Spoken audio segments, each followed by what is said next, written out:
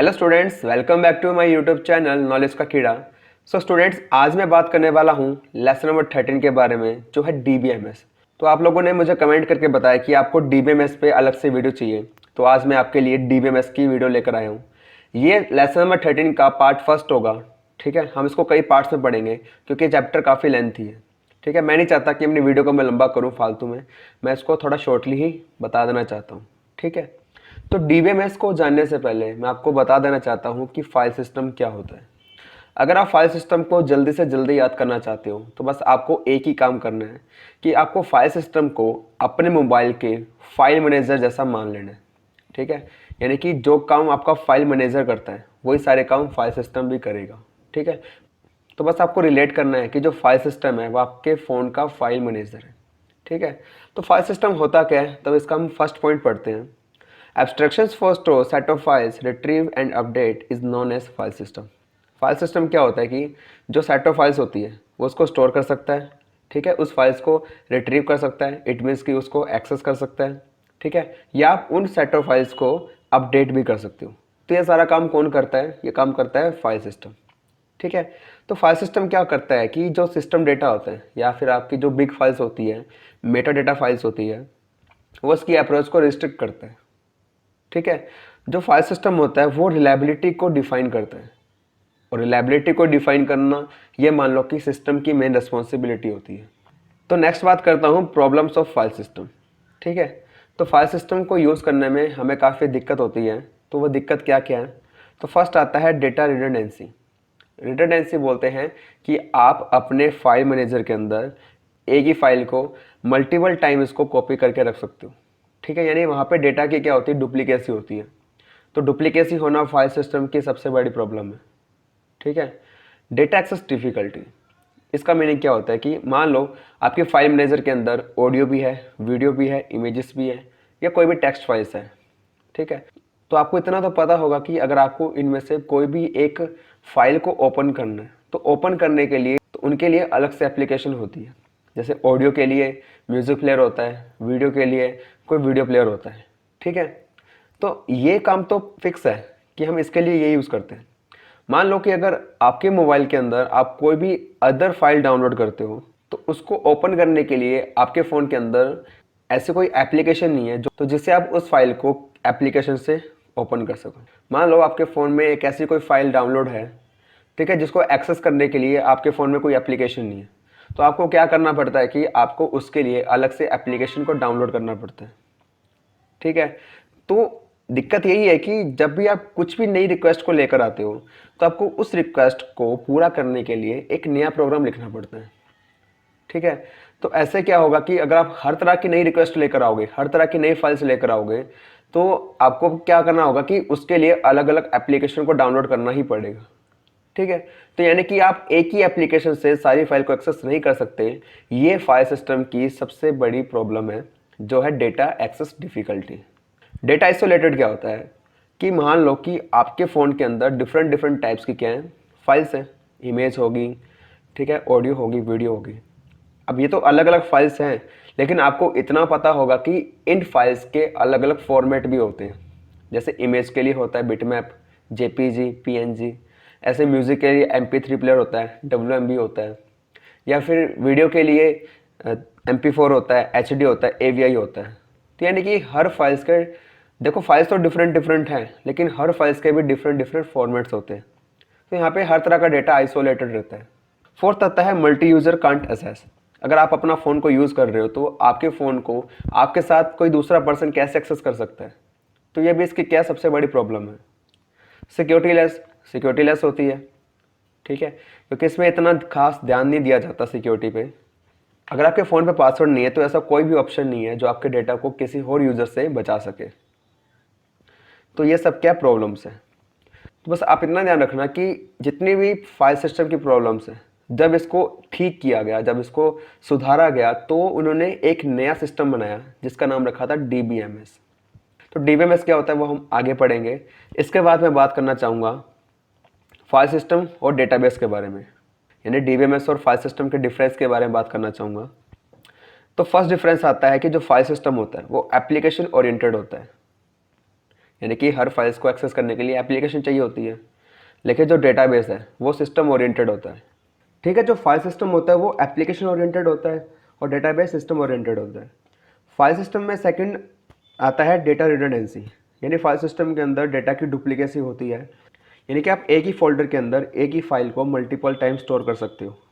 ठीक है, लेकिन डेटाबेस में डेटा इंटीग्रेशन होता है, वहाँ पे डेटा की कंसिस्टेंसी का ध्यान रखा जाता है और कंसिस्टेंसी का ध्यान रखने के लिए वहाँ पे कॉन्स्टेंट्स का यूज़ किया जाता है। ठीक है, वो आपको समझ आ जाएगा। तो जैसे बताया कि फाइल सिस्टम में डेटा की डुप्लीकेसी होती है, तो वहाँ पे क्या होता है कि डिस्क स्पेस की वेस्टेज होती है। ठीक है, लेकिन डेटाबेस में कोई वेस्टेज नहीं होती क्योंकि वहाँ पे किसी भी टाइप की डुप्लीकेसी नहीं होती। ठीक है, तो फाइल सिस्टम में आता है फोर्थ सेपरेट प्रोसेसिंग साइकिल। हर तरह की फाइल्स के लिए अलग अलग एप्लीकेशन चाहिए होती है, तो सबका अलग अलग सेपरेट काम चलता है। लेकिन डेटाबेस में सिंगल ही प्रोसेसिंग साइकिल चलती है, यानी कि आप सारा डेटा को आप एक ही एप्लीकेशन से स्टोर कर सकते हो। ठीक है, जैसे मैंने आपको बताया कि आप फाइल सिस्टम को आपके फ़ोन का फाइल मैनेजर मान सकते हो, वैसे आप डेटाबेस को आप ऑनलाइन सर्वर मान सकते हो। तो सर्वर में जो भी डेटा है अगर आप उसको एक्सेस करना चाहते हो तो आप ब्राउज़र का यूज़ करते हो। तो ब्राउज़र एक ही एप्लीकेशन है जो सर्वर की हर तरह की फाइल्स को आपके कंप्यूटर पे चला सकता है। ठीक है, वो सिंगल प्रोसेसिंग साइकिल होती है। तो फाइल सिस्टम के अंदर आप इसके अंदर रिकॉर्ड की रिलेशनशिप को नहीं बना सकते, लेकिन आप डेटाबेस के अंदर रिकॉर्ड की रिलेशनशिप को बना सकते हो। ठीक है, तो फाइल सिस्टम जो होता है वो प्रोग्राम और फाइल डिपेंडेंट होता है, लेकिन जो डेटाबेस है वो इंडिपेंडेंट होता है।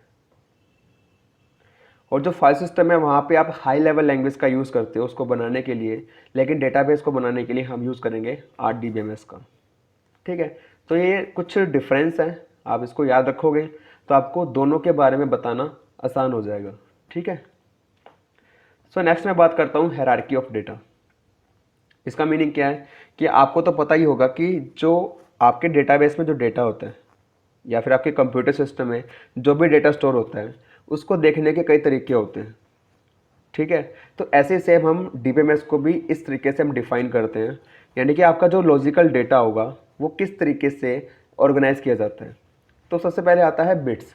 तो बिट में क्या होता है कि आपका जो डेटा स्टोर होता है वो 0 और 1 की फॉर्म में स्टोर होता है, क्योंकि सबसे छोटा होता क्या है, बिट ही होती है। तो आपका जो भी मैसेज रिप्रेजेंट होगा वो 0 और 1 की फॉर्म में ही होगा। ठीक है, अगर आपको ठीक है तो आप इसको बाइट भी लिख सकते हो। तो एक बाइट स्पेस कौन लेता है, एक करेक्टर लेता है। तो आपका जो एक करेक्टर होगा यानी कि एक लेटर होगा वो कहलाएगा बाइट। ठीक है, नेक्स्ट आता है फील्ड।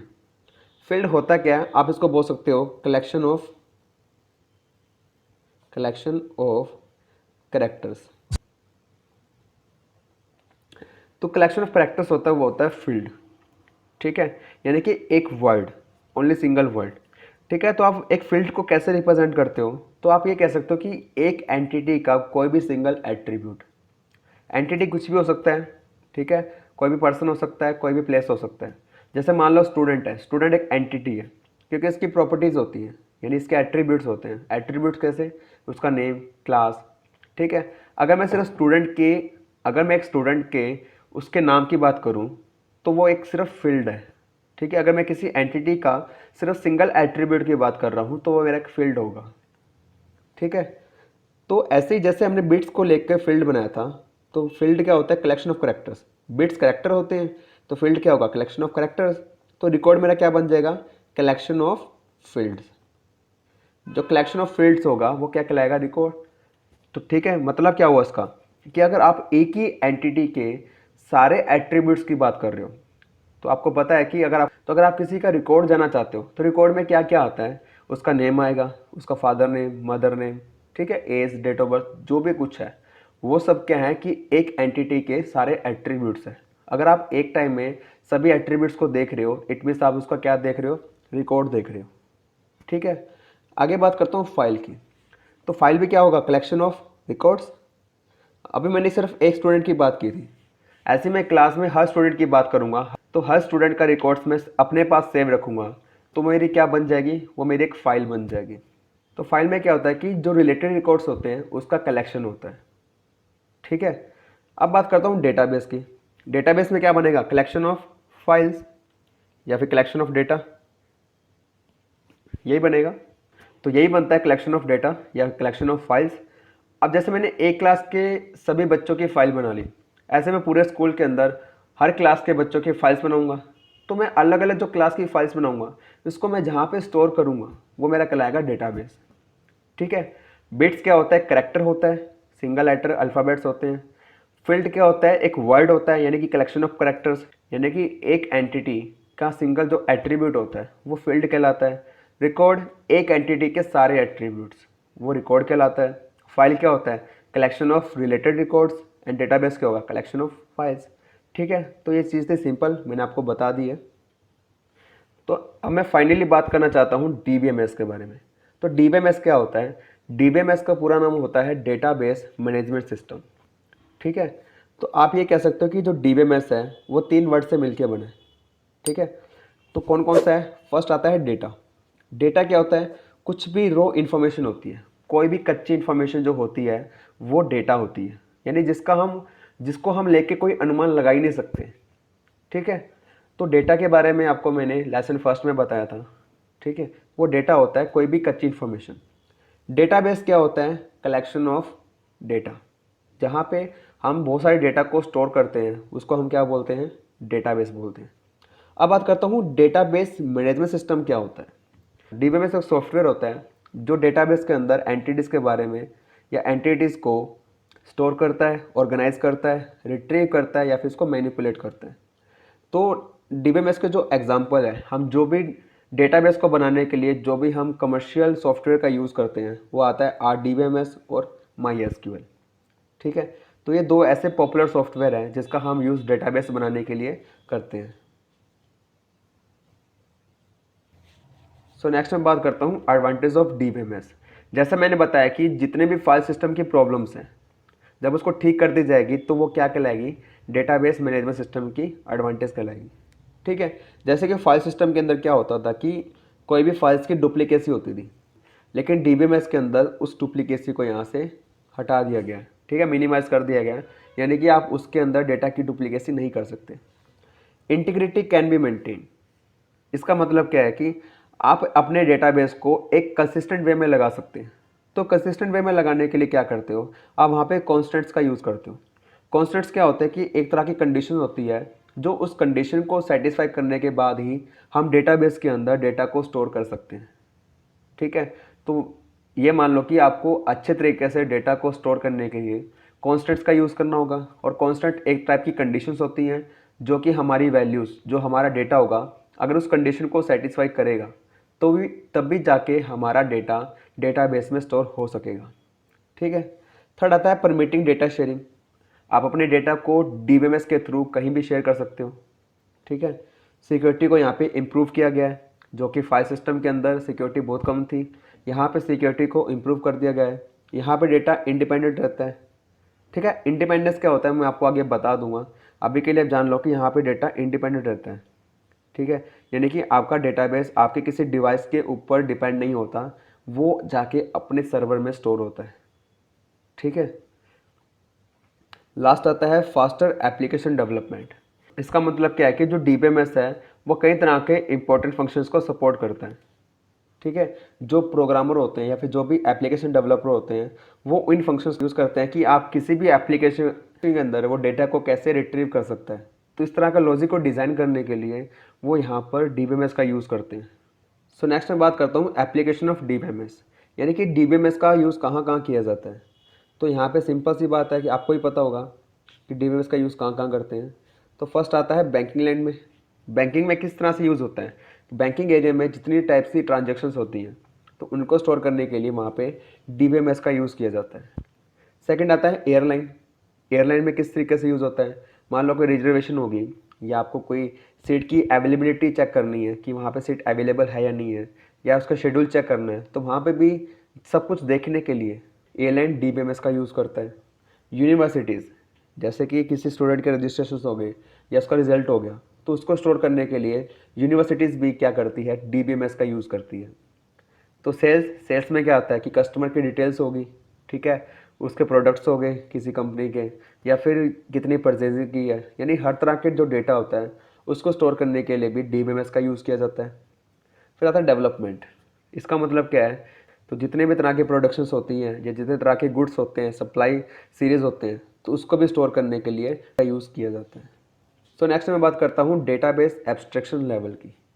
इसका मीनिंग क्या है कि आपको पता है कि मतलब जब भी कोई यूज़र डेटाबेस में से किसी भी इंफॉर्मेशन को निकालता है तो वो इजीली और एफिशिएंट तरीके से निकाल सकता है।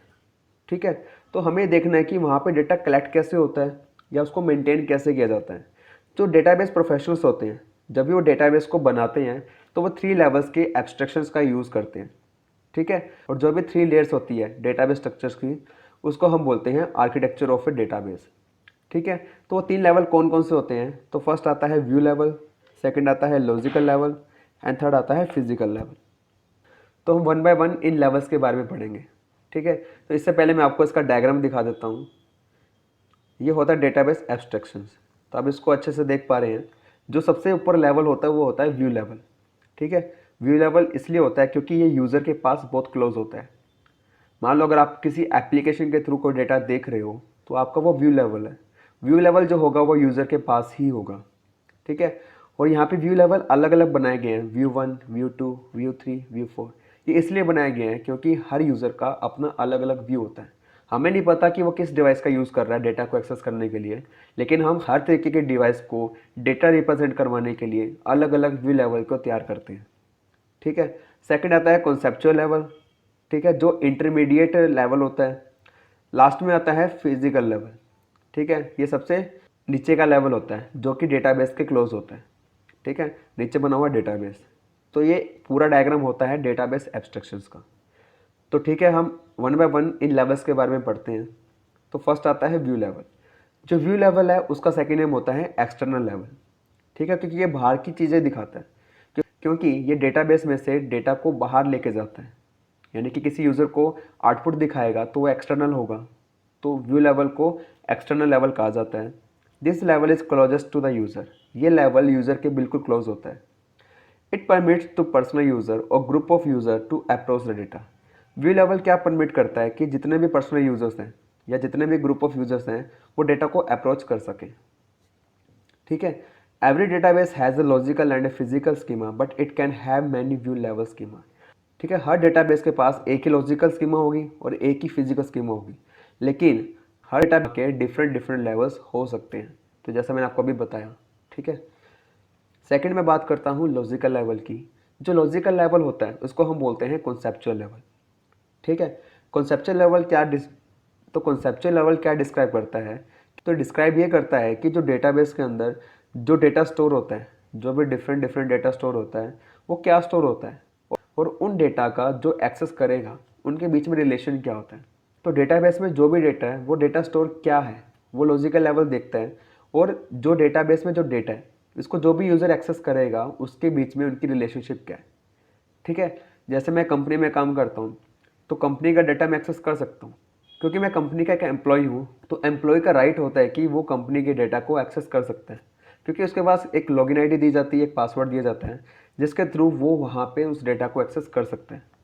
ठीक है, तो यहाँ पे इस तरह की जो रिलेशनशिप बनाता है वो लॉजिकल लेवल ही बनाता है। ठीक है, तो लॉजिकल लेवल क्या करता है कि जो डेटाबेस की जो पूरी स्ट्रक्चर होती है, कौन सी स्ट्रक्चर? लॉजिकल स्ट्रक्चर, उसको भी डिफाइन करता है। ठीक है, तो लास्ट में बात करता हूँ फिजिकल लेवल की। जो फिजिकल लेवल होता है इसको हम बोलते हैं इंटरनल लेवल। ठीक है, क्योंकि ये डेटाबेस के बिल्कुल क्लोज होता है और ये सिर्फ डेटा को डेटाबेस में स्टोर करने का ही काम करता है। व्यू लेवल डेटा को बाहर लेके जाता है यूज़र के पास, लेकिन फिजिकल लेवल डेटा को डेटाबेस में स्टोर करता है। वो चीज़ इंटरनल हो जाती है, इसलिए इसको इंटरनल लेवल बोला जाता है। ठीक है, तो ये डेटाबेस आर्किटेक्चर का जो ये लेवल है वो डिस्क्राइब करता है कि डेटा को स्टोर कैसे किया जाता है स्टोरेज डिवाइस के अंदर। ठीक है, यानी कि स्टोरेज डिवाइस के अंदर डेटा को किस तरीके से स्टोर किया जाएगा। लॉजिकल कहता है कि क्या स्टोर किया जाएगा, ये बोलता है कि स्टोर कैसे किया जाएगा, कौन सा फाइल सिस्टम यूज़ किया जाएगा, कैसे मेमोरी को श्रिंक किया जाएगा, कैसे एक्सपेंड किया जाएगा। ये चीज़ें जो देखेगा वो फिजिकल लेवल ही देखेगा। ठीक है, और फिजिकल लेवल सबसे लोवेस्ट लेवल होता है। तो फिजिकल लेवल डेटाबेस एब्स्ट्रैक्शंस का सबसे लोवेस्ट लेवल होता है। सबसे नीचे का जो लेवल है वो फिजिकल लेवल है। ठीक है, और ये जो फिजिकल लेवल है ये ज़्यादातर यूज़ करते हैं प्रोफेशनल यूज़र्स। ठीक है, जैसे डीबीए, डेटाबेस एडमिनिस्ट्रेटर। ठीक है, डीबीए ही क्या करता है कि डेटाबेस को पूरा हैंडल करता है, पूरा पूरा उसको कंट्रोल करता है। ठीक है, तो इसलिए जो फिजिकल लेवल होगा वो डीबीए ही एक्सेस कर सकता है या फिर डीबीए इसको अच्छे तरीके से संभाल सकता है। ठीक है, ये आपका टॉपिक था डेटाबेस एब्स्ट्रैक्शन लेवल का। ये टॉपिक काफ़ी इंपॉर्टेंट है, आप इसको टिक कर सकते हो, आप इसके नोट्स बना सकते हो, आप इसको याद जरूर करोगे। ठीक है, ये क्वेश्चन एग्जाम में आ सकता है। तो नेक्स्ट मैं बात करता हूँ इंस्टांस की। ठीक है, इंस्टेंस भी बोलते हैं, इंस्टांस भी बोलते हैं। ठीक है, यहाँ मैं इंस्टांस बोल दूंगा। इंस्टांस क्या होता है कि ये कलेक्शन होता है किसका, इन्फॉर्मेशन का। कौन सी इन्फॉर्मेशन का, जो किसी पर्टिकुलर मोमेंट डेटाबेस में स्टोर की गई है। ठीक है, the instance can be changed.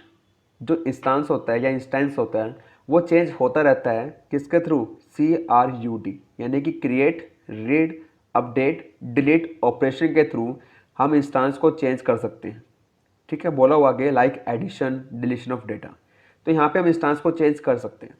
Example के लिए दे रखा है ताकि आपको इजीली याद हो जाए। इसने यहाँ बोला हुआ है कि let's say a table teacher in our database, यानी कि हमारे डेटाबेस में एक टीचर नाम की टेबल है जिसका नाम है स्कूल। और सपोज करो कि वहाँ पे 50 रिकॉर्ड्स हैं, एक टेबल के अंदर 50 रिकॉर्ड्स हैं। ठीक है, तो वहाँ पे मेरा जो इंस्टांस होगा डेटाबेस का वो 50 रिकॉर्ड्स का होगा।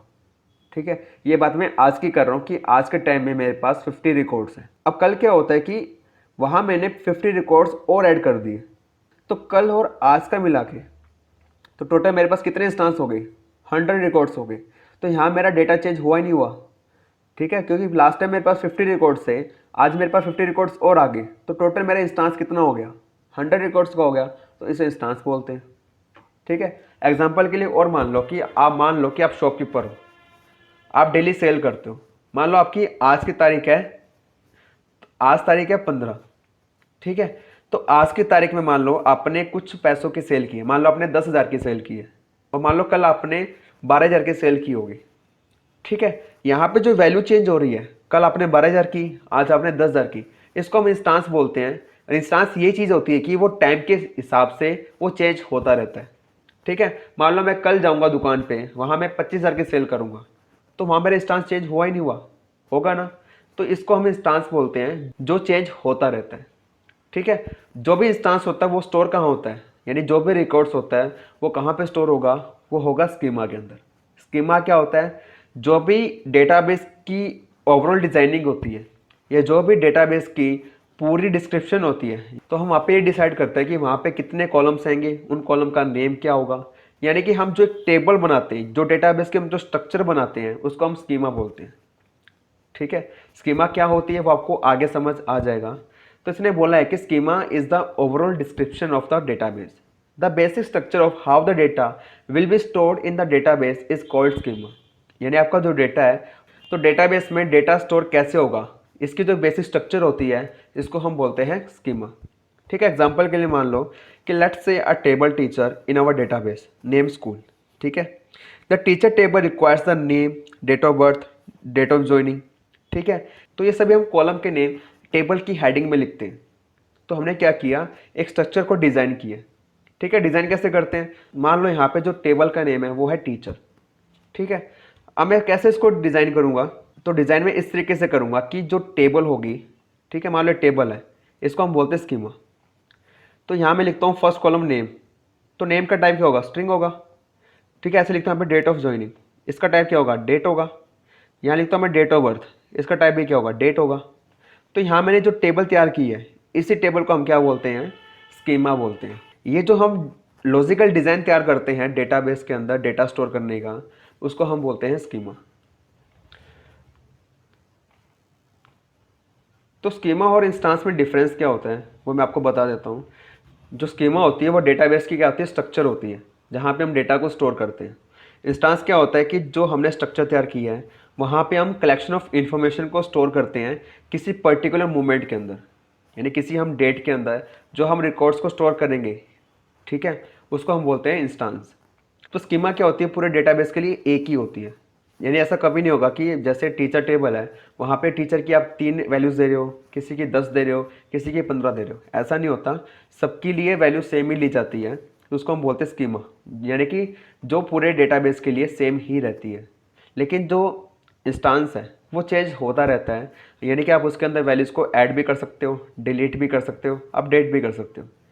ठीक है, तो थर्ड पॉइंट यही बोलता है कि डज नॉट चेंज फ्रिक्वेंटली, वो कभी चेंज नहीं होती, लेकिन हम इंस्टांस को चेंज कर सकते हैं। ठीक है। लास्ट पॉइंट ये कहता है कि जो स्कीमा होती है defines the basic structure of the database, it means how the data will be stored in the database. ये सिंपल डिफाइन है, आप इसको याद कर सकते हो कि स्कीमा क्या होती है कि डेटाबेस की बेसिक स्ट्रक्चर होती है जिसको हम डिज़ाइन करते हैं। ठीक है। वो किस लिए डिज़ाइन करते हैं कि हम डेटाबेस के अंदर डेटा वैल्यूज़ को या फिर कोई भी डेटा को हम कैसे स्टोर कर सकते हैं, वो हमारा होता है स्कीमा। और इंस्टांस क्या होता है, इसके सिंपल डिफाइन है, it is the set of information stored at a particular time. किसी पर्टिकुलर टाइम के अंदर आप जो भी डेटा स्टोर कर रहे हो उसको हम बोलते हैं इंस्टांस बोलते हैं, हम उसको इंस्टेंस बोलते हैं। ठीक है। सो नेक्स्ट मैं बात करता हूँ प्रोसीजरल लैंग्वेज की। ठीक है। मैं आपको सिंपल वे में बताना चाहता हूँ कि जो प्रोसीजरल लैंग्वेज होती है ये डीएमएल के पार्ट है। तो डीएमएल लैंग्वेज टू टाइप्स की होती है, प्रोसीजरल और नॉन प्रोसीजरल। तो फर्स्ट मैं बात करता हूँ प्रोसीजरल की। इसमें क्या होता है कि यहाँ पे जो प्रोग्राम कोड होता है, इंस्ट्रक्शन को सीक्वेंस के अंदर लिखा जाता है। ठीक है। जहाँ से यूज़र स्पेसिफाई कर सकता है कि हमें डेटा चाहिए क्या और कैसे चाहिए, यानी कि वहाँ पे जो भी काम होगा वो स्टेप बाय स्टेप होगा। ठीक है। और वो इंस्ट्रक्शंस भी क्या होती है कि वो सिक्वेंशियल ऑर्डर के अंदर एग्जीक्यूट होती है। और हम प्रोसीजर लैंग्वेज का यूज़ क्यों करते हैं, ठीक है, या फिर हम इसके अंदर इंस्ट्रक्शंस क्यों लिखते हैं, हम इसलिए लिखते हैं कि हम किसी भी स्पेसिफिक प्रॉब्लम को इंस्ट्रक्शन लिखकर सॉल्व कर सकें। ठीक है। और जो प्रोसीजर लैंग्वेज है इसका यूज़ कहाँ पे किया जाता है, बेसिक लैंग्वेज में और सी लैंग्वेज में। तो सिंपल मैं बता देता हूँ कि मान लो अगर आप किसी को बोल रहे हो कि मुझे कब चाय चाहिए, ठीक है, आपने डेटा बता दिया आपको चाहिए क्या। ठीक है। अब आपको डेटा चाहिए कैसे, तो आप उसको आके इंस्ट्रक्शंस देते हो कि हाँ पहले आप, ठीक है, तो आप उसको बताते हो कि आप एक बर्तन लीजिए, उसको गैस पे रखिए, फिर गैस को ऑन कीजिए, फिर पानी डालिए, फिर पानी को गर्म होने दिए। ठीक है। तो आप उसको पूरी प्रोसेस बताते हो जब तक आपकी चाय बनकर आपके पास आ ना जाए। तो इस टाइप की जो लैंग्वेज होती है वो होती है प्रोसीजरल लैंग्वेज, जहाँ पे आपको पता होता है कि आपको डेटा चाहिए क्या और कैसे चाहिए। ठीक है। तो इसके लिए हम यूज़ करते हैं प्रोसीजरल लैंग्वेज का। और जो नॉन प्रोसीजरल लैंग्वेज होती है इसमें हमें सिर्फ ये पता होता है कि डेटा चाहिए क्या, कैसे चाहिए हमें नहीं पता, लेकिन चाहिए क्या वो हमें पता होता है, लेकिन कैसे चाहिए वो नहीं पता होगा। तो इस टाइप की हम लैंग्वेज को बोलते हैं नॉन प्रोसीजरल लैंग्वेज। और जो नॉन प्रोसीजरल लैंग्वेज होती है हम इसको एप्लीकेटिव या फंक्शनल लैंग्वेज भी बोल सकते हैं, जो कि हम एसक्यूएल के अंदर यूज़ करेंगे। ठीक है। तो ये डिफरेंस होता है प्रोसीजरल के अंदर और नॉन प्रोसीजरल के अंदर। ठीक है। प्रोसीजरल में पता होता है कि हमें डेटा चाहिए क्या और कैसे चाहिए। तो नॉन प्रोसीजरल में क्या होता है कि हमें सिर्फ ये पता होता है कि डेटा चाहिए क्या, लेकिन कैसे मिलेगा वो हमें नहीं पता होता। ठीक है। तो ओके स्टूडेंट्स, आपका लेसन 13 का फर्स्ट पार्ट यहीं पे कंप्लीट होता है। हम आगे बात करेंगे डीबीएमएस के क्लासिफिकेशन की। ठीक है। वो टॉपिक भी काफ़ी इंपॉर्टेंट है। ठीक है। तो हम उसको नेक्स्ट वीडियो में अच्छे से समझेंगे। अगर आपको कोई डाउट है तो आप मुझे इंस्टाग्राम पे मैसेज कर सकते हैं, उसका जो लिंक होगा मैं आपको नीचे डिस्क्रिप्शन बॉक्स में प्रोवाइड करवा दूँगा। ठीक है। या फिर आप मुझे इस वीडियो के नीचे कमेंट कर सकते हैं, मैं आपको वहीं पे सॉल्यूशन दे दूँगा। अगर आपको ये नोट्स चाहिए तो आप इस नोट्स को नीचे दिए गए डिस्क्रिप्शन बॉक्स के अंदर लिंक पे क्लिक करके डाउनलोड कर सकते हैं। ठीक है। तो हम मिलते हैं अब नेक्स्ट वीडियो में। So that's enough for today, see in the next video, take care and bye bye.